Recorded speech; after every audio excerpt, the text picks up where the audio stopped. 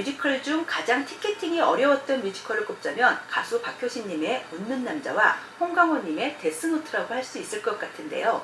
잼 소장은 워낙 공포물이나 스릴러물을 선호하지 않는 취향이라서 데스노트는 아무리 재미있다고 소문이 났어도 피켓팅에 참여할 생각이 없었습니다.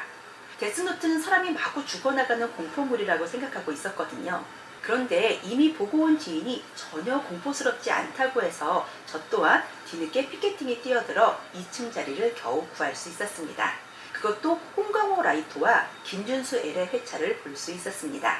그렇게 힘들게 구한 티켓의 가치는 어땠을까요? 안타깝게도 잼 소장에게는 큰 의미 있는 작품은 아니었습니다. 물론 전반적인 뮤지컬 넘버도 너무 좋았고 그 곡들을 소화해내는 배우들의 연기력과 가창력은 감동 그 자체였습니다. 2015년 초연 당시 홍강호, 김준수, 정선아, 강홍석 등이 원캐스팅으로 발표되자 가창력이 검증된 배우들이라 노래만 듣고 와도 만족하겠다는 얘기가 돌 정도였는데 2022년 데스노트는 초연 때와 거의 다르지 않은 캐스팅으로 역시나 가창력은 그 기대 이상이었습니다. 홍강호님은 성량으로, 김준수님은 음색으로 무대를 찢었다고 표현할 수 있을 것 같고요. 미사역의 장민재님은 아이돌 무대의 완벽 재현으로, 램의 김선영님은 신비로움과 카리스마로, 류크의 서경수님은 빅살스러움으로 연기와 가창력 구멍이 없는 멋진 무대였습니다. 하지만 모두들 극찬하는 작품임에도 잼 소장에게 실망으로 다가온 두 가지 요소가 있었는데요. 한 가지는 라이토와 엘의 두뇌 싸움을 전혀 살리지 못했다는 스토리적 요소입니다. 살리지 못한 정도가 아니라 전반적으로 너무 평이하게 풀어내서 저는 살짝 지루하게 느껴질 정도였습니다. 데스노트의 내용이나 등장인물에 대한 정보가 전혀 없는 상태에서 관극했음에도 아무런 긴장감이 느껴지지 않았습니다. 이렇게나 평이한 스토리가 지금까지도 회자가 될 만큼 큰 인기를 끌었을 리 없다는 생각이 들어 뮤지컬을 보고 온 다음 날 영화를 찾아봤습니다. 영화에서는 계속 무릎을 치게 할 만큼 라이토와 엘의 머리 싸움이 관전 포인트였고 안타깝게도 뮤지컬에는 그 포인트가 전혀 반영되지 못했음이 큰 아쉬움으로 느껴졌습니다. 그리고 두 번째 실망한 부분은 모든 무대 장치를 100% 미디어 아트로 구사했다는 것인데요. 만약 2015년 초연에서 이 무대를 봤다면 저 또한 엄청난 환호를 보냈을 것입니다. 하지만 오디컴퍼니로 판권이 넘어가면서 새롭게 선보인 2022년 작품에서 모든 무대 장치가 미디어 아트라는 것에 큰 감흥을 얻을 수는 없었습니다.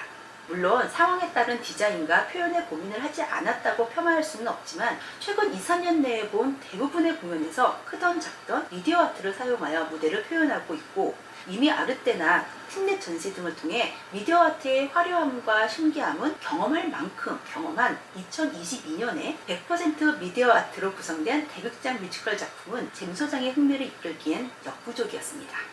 생각해보세요. 기술이 없던 시절에나 SF 영화에서 얼마나 정교한 CG를 보여주는가에 놀라움을 얻게 되는 것이지 기술의 발달로 대부분의 미디어에서 완벽한 CG가 구현되고 있는 요즘엔 오히려 CG가 아닌 직접 배우가 연기했다는 소식에 더욱 화제성을 갖게 되지 않나요?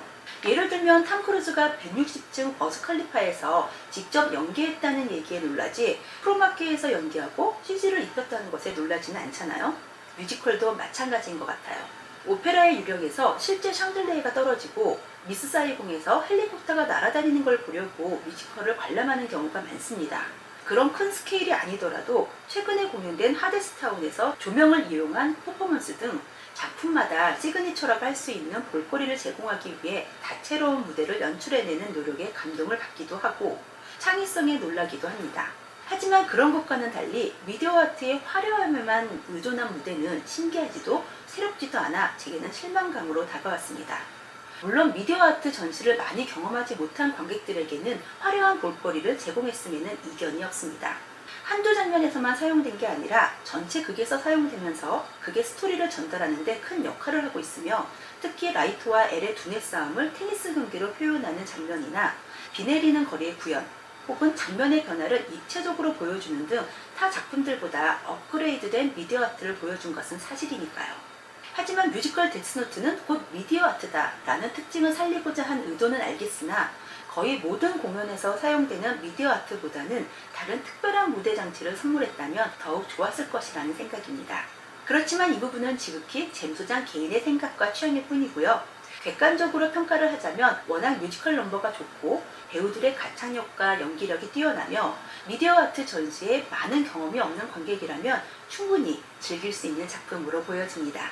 배우의 섬세한 연기를 보고자 한다면 당연히 1층 앞좌석이 좋겠지만 어쨌거나 미디어 아트의 활용을 제대로 느끼고 싶다면 2층에서 무대 전체를 넓게 보는 것이 이 작품을 더욱 즐길 수 있을 것이라는 자리 선택 팁을 드리면서 뮤지컬 데스노트에 대한 제 리뷰 마치겠습니다.